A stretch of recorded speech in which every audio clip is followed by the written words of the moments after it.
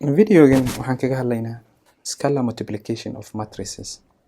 Scalar multiplication of matrices. Marka haddaan haysano matrix B oo kale oo ah a 2 by 2 matrix oo 3 2 iyo 1 iyo 4 ka soo qaad inuu yahay. Kadib waxaan rabnaa inaan ku dhufano number 2b. 2 ayaa waxaan rabnaa inaan ku dhufano b-dan. Marka 2 markaad ku dhufanaysid matrix B, 2daas waxaa loo yaqaanaa scalar.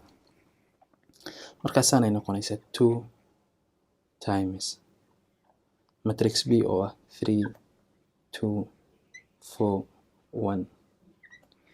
Marka midkan 2datan aad ku dhufanaysid ayaa waxaa loo yaqaanaa scalar. Waa iska number caadi ah, waa iska number oo lagu dhufanayo matrix. Numberkaas waxaa la dhahaa scalar. Markaad ku dhufanaysid waxa weeyaan waxa ku saanaad soo dhufanaysaa 2da ayaa waxaad ku dhufanaysaa every entry, every number oo meeshan ku jira, number kasta. Marka 2 times 3 2datan waxaad ku dhufanaysaa 2dan, 2datan waxaad ku dhufanaysaa 4, 2datan waxaad ku dhufanaysaa 1ka. Marka saad aragtiin waxaa noo soo baxaya saas ayaan ugu dhufanaynaa scalaga, ugu dhufanaynaa matrixiga. Marka waxa weeyaan markaad isku dhufatid 2 times 3 waa iska 6, 2 times 2 waa 4, 2 times 1 waa 2, 2 times 4 waa 8. Markaas matrixigan ayaa noo soo baxaya oo ah 2b. Marka 2b matrixigaas ayuu noo soo saaray. Marka 2gan waa scalar. Scalar markaad ku dhufatid matrixna habkana loogu dhuftaa. Example kale haddaan qaadano.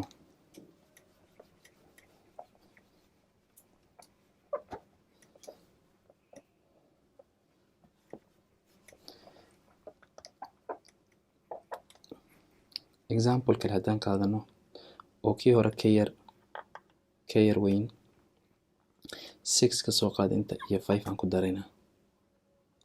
Marka matrix B waxa weeyaan hadda waa 3 rows, 1 2 3 iyo 2 columns. Marka waa iska 3 by 2 weeyaan.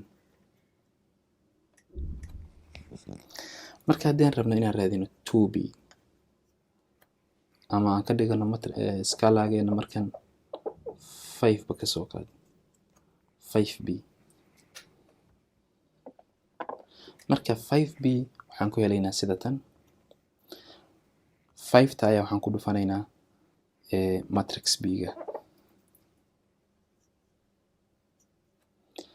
Marka 5 waxaan ku dhufanaynaa wixii gudaha ku jira 3 2 6 kaas 5 1 iyo 4. Marka 5ka ayaan ku dhufanaynaa wixii gudaha ku jira oo dhan. Marka waxaa noo soo baxaya matrixigan 5 times 3 waa 15, 5 times 2 waa 10, 5 times 6 waa 30, 5 times 4 waa 20, 5 25. Marka matrixigan ayaa noo soo baxaya markii aan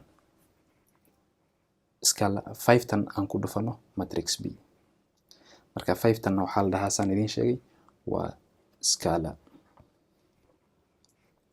Waa scalar. Marka scalar wuu ka duwan yahay, scalar multiplication wuu ka duwan yahay multiplication of matrices. Markaad laba matrices isku dhufanaysid iyo markaad scalar aad ku dhufanaysid matrix way kala duwan yihiin. Habka la isugu dhufto matrices oo multiplication of matrices loo yaqaano waxaan ku baranaynaa videoga soo socda.